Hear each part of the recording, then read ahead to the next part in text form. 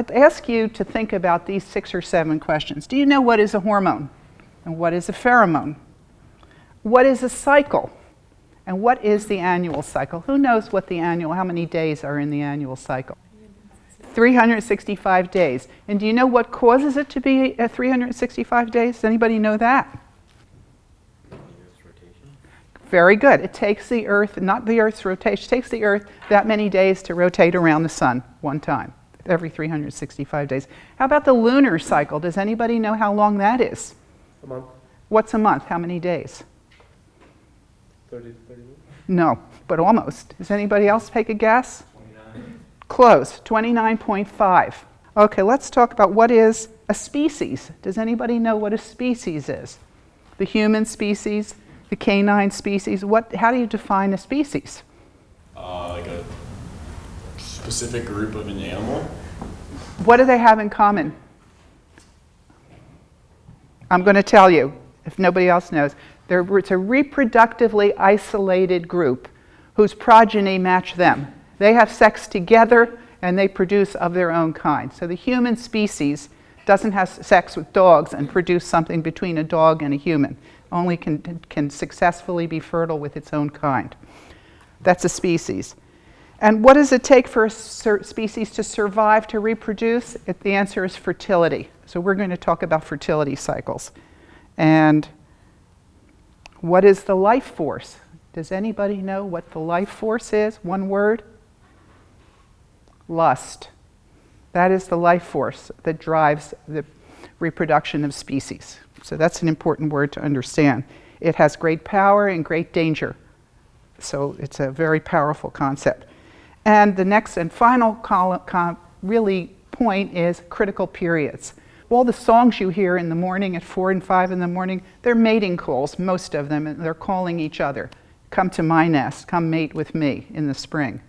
And what happens is there's a critical period for the onset of a baby bird to learn its species-specific song. And if it doesn't learn its song, if it's isolated from its parents and from its song, it will never reproduce when it grows up. So there are critical periods that I learned about. And now I'm going to show you about the critical period for coitus in humans. And that's where we get to start with these studies. The first study I'm showing you is, it came out of 792 women who had records in a major infertility center at Penn.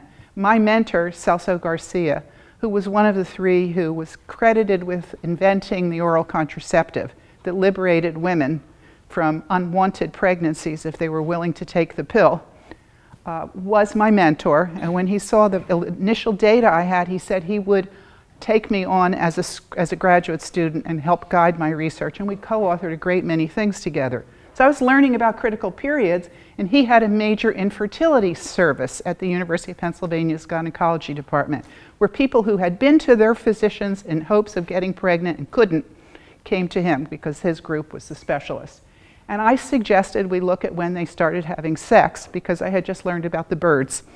And he said, that's interesting, let's do it. We had a bunch of students who came in and went through.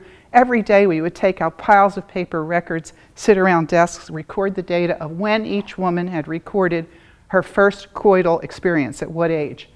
And what we have here, let's go to the next table. This is the first table that you should look at. There were 792 women. 314 of those women had a diagnosis of primary infertility, meaning they had never been able to knowingly conceive a pregnancy. The 478 had not primary, and the mean age at first coitus was statistically significantly different between the 2 groups. The women in the primary infertility group had had a first coital experience at 20 and a half years old. The average first coital age at the time was way younger. These women had waited apparently past a critical period. That's what we were thinking. The next table breaks those groups into 6 different groups from no detectable pathology, there's 171 of them. Primary infertility, they can't find anything wrong, no detectable pathology. They had the oldest first coital age. The far right are routine gynecology patients. These would be people at the hospital at Penn or staff or faculty who said, this is a great physician, I want to use this group for regular routine gynecology. They had the youngest first coital age. and it was almost like a stepwise ladder. Let's go to the next table.